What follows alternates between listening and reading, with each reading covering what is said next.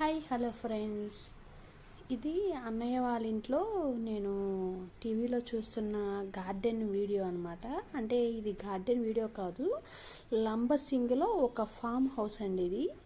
అంటే ఇది ఒక స్ట్రాబెర్రీ ఫామ్ హౌస్ అనమాట. ఇతని వీడియోస్ పేరు ట్రైబల్ మిర్రర్. ఇతని వీడియోస్ అన్నీ వెరీ ఇంట్రెస్టింగ్గా ఉంటాయండి, చాలా బాగుంటాయి అసలు.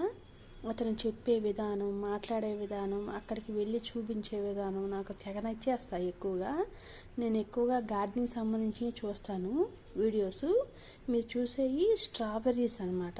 చూస్తున్నారా, అవన్నీ ఆర్గానిక్గా పెంచుతున్నారంట అక్కడ వాళ్ళు చెప్తున్నారు. మీరు కూడా చూడొచ్చు, అలాంటివి ఏరియాస్లో ఉంటాయి కదా ఎక్కువగా స్ట్రాబెర్రీస్ ఇట్లాంటివన్నీ. ఇతని వీడియోస్ చూడండి. Thank you. చూస్తున్నారా ఎన్ని స్ట్రాబెర్రీస్ పిక్ చేశాడు అతను.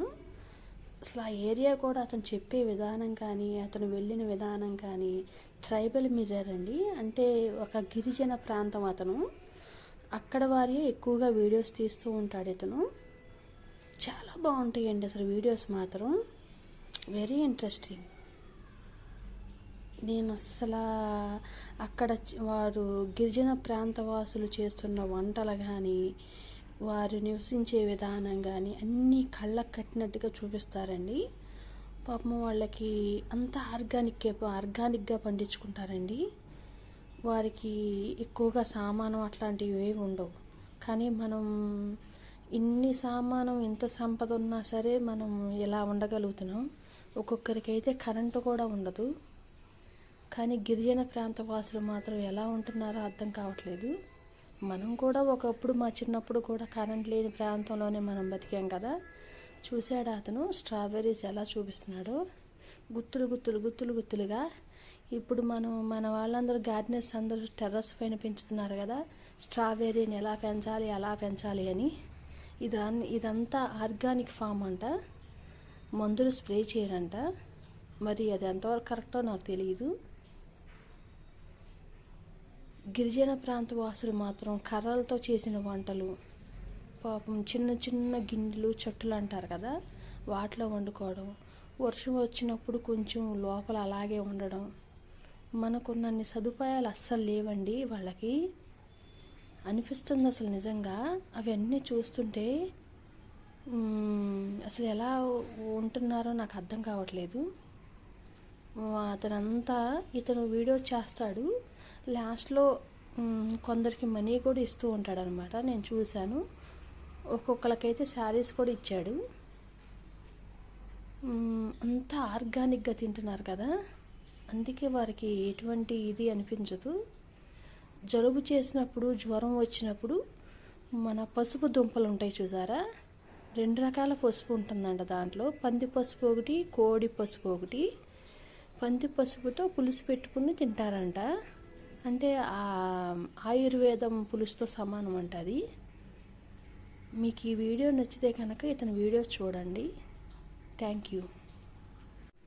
ఇక్కడ చూస్తున్నారా, ఇక్కడ మనం పెంచుతున్నారు కదా మన గార్డెనర్స్ కూడా రకరకాల చామంతులు, పొగడబంతులు, బంతి పువ్వులు, చామంతులు, తెల్ల చామంతులు కూడా అన్నీ చూపిస్తున్నాడు.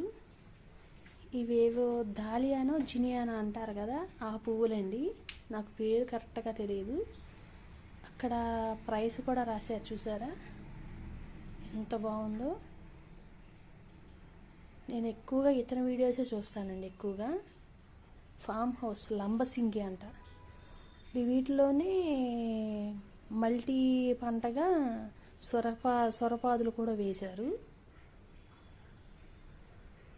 ఇంతకు ముందు వీడియో ఉంది, క్యాబేజ్, క్యారెట్, బీట్రూట్. ఫామ్ హౌస్లో చూపించడం అయిపోయింది కదా అతను. అండ్ ఫైనల్లీ బాక్సెస్ ప్యాక్ చేస్తారు కదా, అక్కడికి వచ్చాడు. వాళ్ళందరినీ అబ్జర్వ్ చేస్తున్నాడు అనమాట. అసలు ఎంత బాగుంటున్నాయి అంటే, గిరిజన ప్రాంత వాసులు ఎక్కువగా సామాను ఉండవు, ఎక్కువగా బట్టలు ఉండవు, ఎక్కువగా ఇల్లు ఉండవు. కట్టెల పొయ్యి మీద వంట చేస్తారు.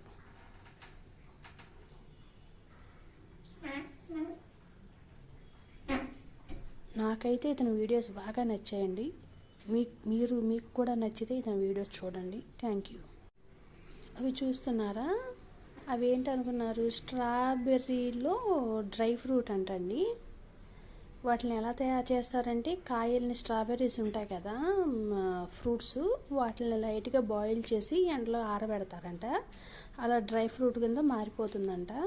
వీటికి ఎరువేమో మేకల ఎరువు ఎక్కువగా వేస్తారంటండి.